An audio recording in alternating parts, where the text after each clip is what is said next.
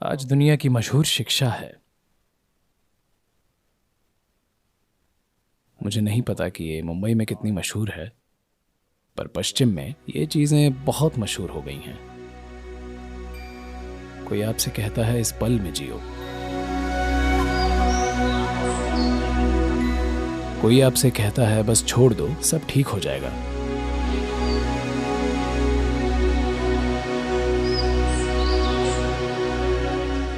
यानी कोई और आपके जीवन की देखभाल कर रहा होगा, तभी आप सब छोड़ सकते हैं। कोई आपसे कहता है एक बार में बस एक काम करें, ऐसे नहीं। देखिए, ये सभी पिछड़ी हुई शिक्षाएं हैं। यानी इनमें से एक दो को देखें, आप छोड़ ही क्या सकते हैं, मुझे बताएं। सब कहते हैं बस छोड़ दो, भगवान करेंगे। Well, life has not really gotten you yet. That's why you're talking this language.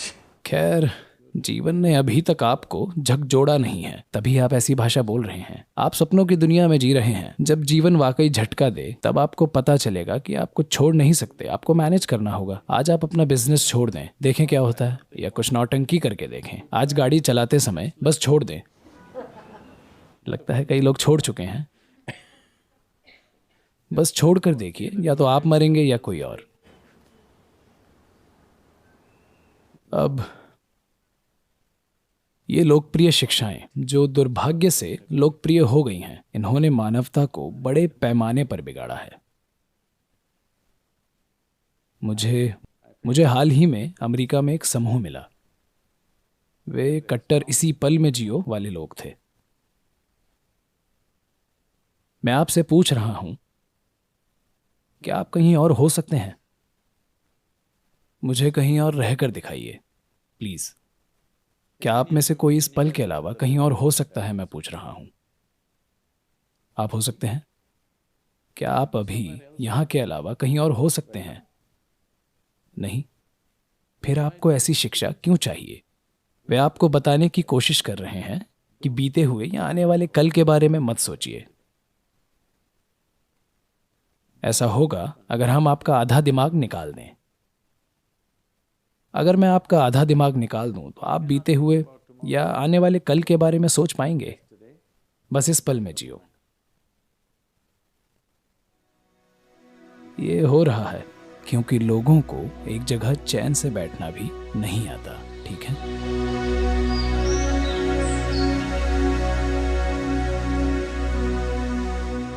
तो लोग ऐसे उपाय खोज रहे हैं। शंकरन पिल्लई ने अमेरिका में एक फार्मेसी खोली, और एक दिन उसे कोई काम था, कोई छोटा काम जो उसे करना था। तो उसने अपने किशोर बेटे से कहा, प्लीज 1 घंटे के लिए दुकान की देखभाल करो, मैं आता हूं। लड़के ने कहा, कोई बात नहीं डैड। तो वो बाहर गया। 1 घंटे बाद वो वापस आया। जब वो वापस आया तो दुकान के सामने एक आदमी था जो खंबे को गले लगाकर खड़ा था। उसकी आंखों की पुतलियां ऊपर चढ़ रही थीं और वो बिल्कुल पागल लग रहा था। शंकरन ने उसे देखा कि वो आदमी दुकान में जाना चाहता है या दुकान से आ रहा है, कुछ पता नहीं। तो उसने उसे देखा और अंदर जाकर अपने बेटे से पूछा, वो आदमी कौन है जो इस तरह खंबे को गले लगा रहा है? क्या वो हमारा कस्टमर है? लड़के ने कहा, हाँ डैड, वो हमारा कस्टमर है। तुमने उसे क्या दिया? ओह, उसे काली खांसी थी, तो मैंने उसे जुलाब की दवाई दी और उसे यहीं पर गोलियां खिला दी, सारी गोलियां। उसने कहा, क्या काली खांसी के लिए तुमने उसे जुलाब की दवाई दी? क्यों? अरे डैड, उसे देखिए, क्या अब उसमें खांसने की हिम्मत है?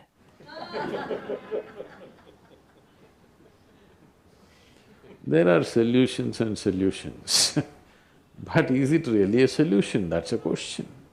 तो कई तरह के समाधान हैं, पर क्या ये वाकई समाधान है? सवाल यही है। तो अब क्योंकि आप एक जगह पर शांति से नहीं बैठ सकते, तो कोई कहेगा इस पल में रहो, अतीत के या भविष्य के बारे में मत सोचो। मुझे बताएं, क्या आप खुद को इंसान कह सकते हैं अगर आप ना अतीत को याद रखते हैं और ना ही भविष्य की कल्पना करते हैं? क्या आप एक पूर्ण जीवन हो सकते हैं, मैं पूछ रहा हूँ। आप एवोल्यूशन के स्तर में पीछे जाना चाहते हैं क्योंकि आप अपनी बुद्धि को संभालना नहीं जानते। यही मनुष्य की सबसे बड़ी समस्या है। उनकी बस यही समस्या है। आप इसे हजारों नाम दे सकते हैं। But the only problem is you do not know how to handle your own intelligence, isn't it? पर इकलौती समस्या ये है कि आप अपनी बुद्धि संभालना नहीं जानते, है ना? आप देखेंगे अगर हम आपका आधा दिमाग निकाल दें तो आप शांत हो जाएंगे, हाँ या ना? पर मैं पूछ रहा हूँ, क्या ये कोई समाधान है? क्या ये कोई उपाय है कि आपका आधा दिमाग निकाल दिया जाए, यानी मुड़कर अतीत में देखने और भविष्य में देखने की आपकी क्षमता को ही निकाल देना? अगर आप ये क्षमता हटा दें तो शायद आप शांत हो जाएंगे, पर इससे क्या हासिल होगा? मुझे पता है कि आज कई लोग ये बातें कर रहे हैं। शांत होना या मन की शांति ही आपके जीवन का परम लक्ष्य है। यहाँ तक कि ये नाम के आध्यात्मिक शिक्षक और लीडर्स भी कह रहे हैं, मन की शांति ही परम लक्ष्य है। आप अपना दिमाग लगाइए और बताइए, क्या आप आज रात खाने का मजा ले सकते हैं? अगर आप शांत नहीं हैं, अगर खुश नहीं, तो कम से कम आपको शांत तो होना चाहिए खाने का मजा लेने के लिए, है ना? क्या आप घर ड्राइव करने का मजा ले सकते हैं अगर आप शांत नहीं हैं? क्या आप अपने आसपास के लोगों का या फिर अपने काम का आनंद ले सकते हैं अगर आप शांत नहीं हैं? मैं पूछ रहा हूं। अगर आप खुश या आनंदित नहीं हैं तो आप कम से कम शांत तो हो, है ना? तो मैं आपसे पूछ रहा हूं, क्या यह जीवन की बुनियादी जरूरत है या ये जीवन का परम लक्ष्य है? ये सबसे बुनियादी जरूरत है।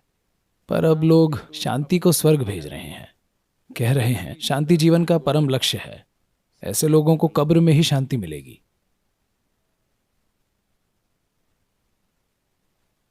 जो चीज आपको नहीं मिलती वो एक स्वर्ग की चीज बन जाती है। आज आप शांति कहें तो लोग कहते हैं दिव्य शांति। आप प्रेम कहें तो लोग कहते हैं दिव्य प्रेम। आप आनंद कहें तो लोग कहते हैं दिव्य आनंद। मनुष्य इस सब के काबिल है ना? शांत रहना, खुश रहना, प्रेममय होना, आनंदित होना, ये सभी इंसानी गुण हैं, हाँ या ना? अगर आप चाहें तो आप शांत हो सकते हैं, आप प्रेमपूर्ण और आनंदित हो सकते हैं, पर इन सभी चीजों को स्वर्ग में एक्सपोर्ट किया जा चुका है।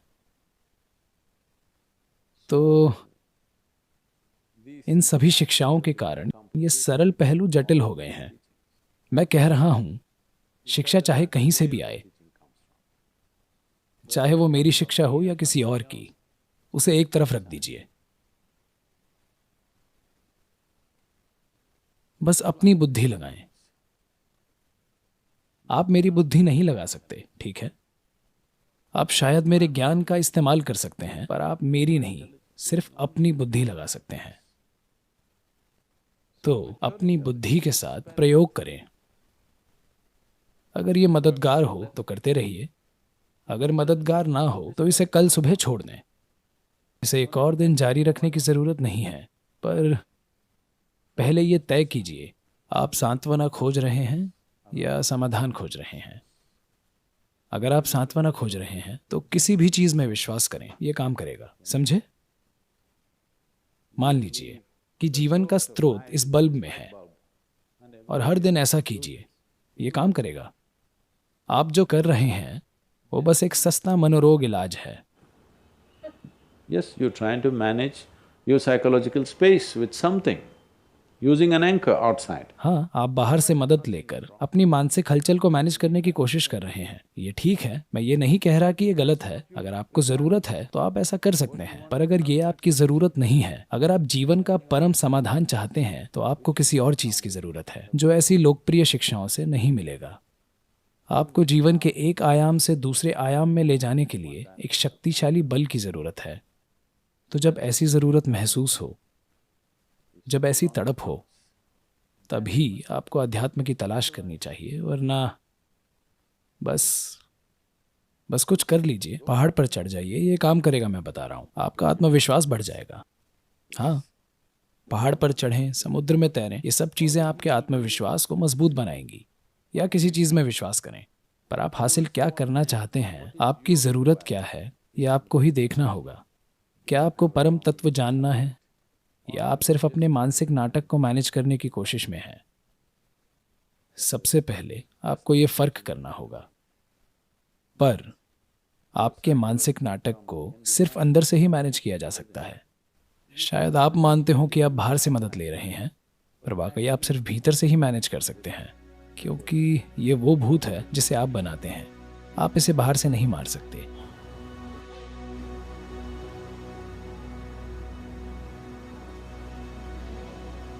तो सभी शिक्षाएं छोड़ दें, आप ठीक हो जाएंगे।